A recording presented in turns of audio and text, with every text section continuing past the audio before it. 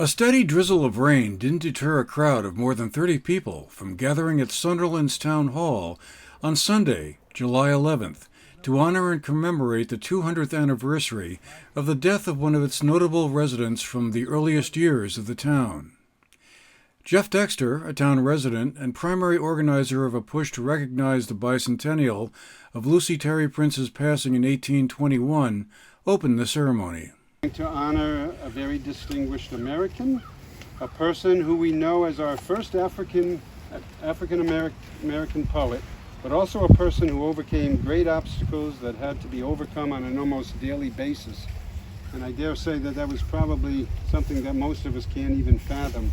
Lucy Terry Prince was an African American poet who lived in Deerfield, Massachusetts, before moving to Guilford, Vermont, and then later to Sunderland. While in Deerfield, she wrote a poem called Bars Fight, about a skirmish between farmers and indigenous Native Americans in 1746. Over 100 years later, it was published in a newspaper, making her, from all accounts, the first African American and former slave to be a published author.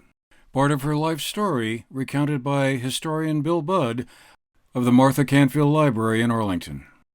The poem was read by Kiev Ratty Green, a poet from Manchester. I doubt any of my poems will be read 250 years from now.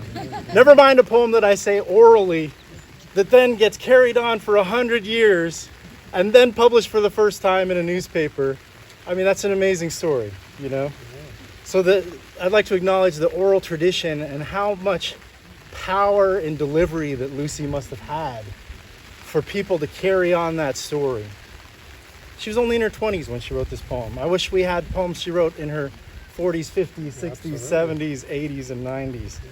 Because the records do show that Abijah purchased lots of paper from the store, which was an extravagance back then, and I can only think that Lucy was using that paper. Earlier, John French, the town's select board chairman, read a town proclamation. Whereas Lucy Terry Prince, prominent Sunderland resident from 1797 until her death here on July 11, 1821, is considered the first African American poet.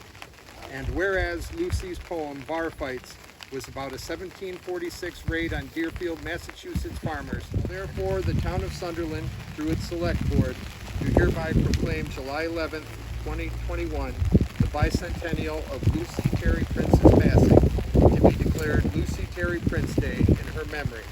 And the Select Board encourages all Sunderland and area residents to learn more about this accomplished Vermont resident who overcame many obstacles to blaze a path of lifetime achievements for all to admire and emulate. A state resolution was also read by Representative Kathleen James, who attended along with Representative Seth Bongartz. It's really kind of an honor to be here today because I think that so much of history goes unacknowledged, unheralded, and unknown. And it's really important that we bring the stories of people like Lucy Terry Prince to light. And whereas, after incidents of harassment and property damage, she secured an order of protection when she brought her grievances to the governor and council.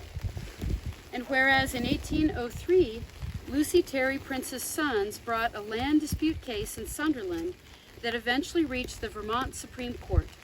And Sunderland settled her and her remaining family on a town lot, where she remained until her death in 1821. Following a closing eulogy and a reading of Lucy Prince's obituary by the Reverend Claire North, a magnolia tree was planted at the town hall, along with a plaque in Lucy's memory. Lucy Terry Prince lived into her 90s and spent more than the last 20 years of her life in Sunderland, where it is believed she is buried, possibly near the site of her home and property off of present-day Ondawa Road. The search for the exact location of her property was the subject of an earlier news segment on GNAT-TV, which can be found on our website, gnat-tv.org. For the GNAT-TV News Project, I'm Andrew McKeever.